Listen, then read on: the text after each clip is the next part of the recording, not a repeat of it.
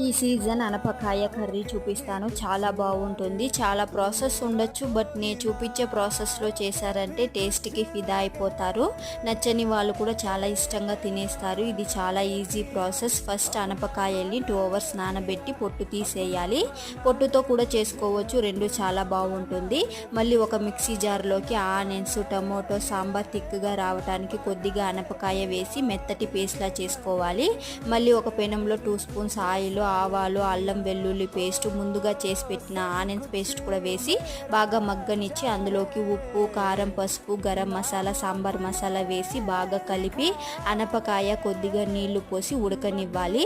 అనపకాయ బాగా ఉడికి మిశ్రమం అంతా దగ్గర పడ్డాక స్టవ్ ఆఫ్ చేసేసి కరివేపాకు, కొత్తిమీర వేసి సర్వ్ చేసి తినడమే. అన్నంలో, ముద్దలో కంటే దోశలోకి చాలా బాగుంటుంది.